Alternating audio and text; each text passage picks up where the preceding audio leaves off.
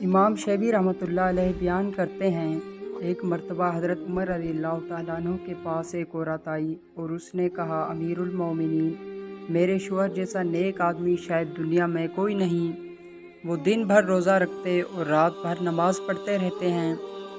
یہ کہہ کر وہ خاموش ہو گئیں۔ حضرت عمر رضی اللہ تعالیٰ عنہ اس کی بات کا منشا پوری طرح نہ سمجھ پائے اور فرمایا، اللہ تمہیں برکت دے اور تمہاری مغفرت کرے۔ نیک عورتیں اپنے شوہر کی ایسی ہی تعریف کرتی ہیں۔ عورت نے یہ جملہ سنا، کچھ دیر جھجکی، رکی اور پھر واپس جانے کے لیے کھڑی ہو گئی۔ کعب بن سوار بھی موجود تھے۔ انہوں نے عورت کو واپس جاتے دیکھا تو حضرت عمر رضی اللہ تعالیٰ عنہ سے کہا، امیر المومنین، آپ اس کی بات نہیں سمجھے، وہ اپنے شوہر کی تعریف نہیں، شکایت کرنے آئی تھی۔ اس کا شوہر جوش و عبادت میں زوجیت کے پورے حقوق ادا نہیں کرتا۔ اچھا، یہ بات ہے۔ حضرت عمر رضی اللہ تعالیٰ عنہ نے فرمایا، بلاؤ اسے۔ وہ پھر عورت واپس آئی۔ اسے دریافت کرنے پر معلوم ہوا کہ واقعی حضرت کعب بن سوار کا خیال صحیح تھا۔ حضرت عمر رضی اللہ تعالیٰ عنہ نے ان سے فرمایا کہ اب تم ہی اس کا فیصلہ کرو۔ امیر المومنین، آپ کی موجودگی میں کیسے فیصلہ کروں؟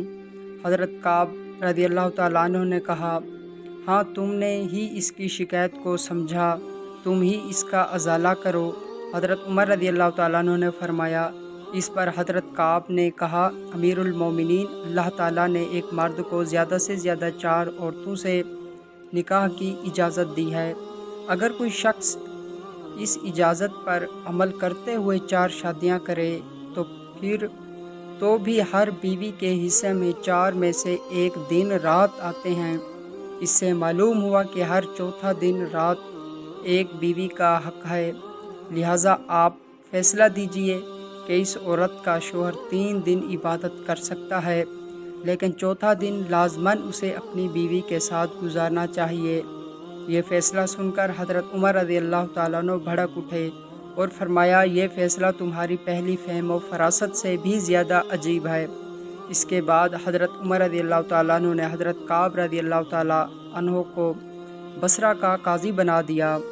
مزید اس طرح کی معلوماتی ویڈیوز دیکھنے کے لیے دوستو میرے چینل کو سبسکرائب ضرور کر دیں۔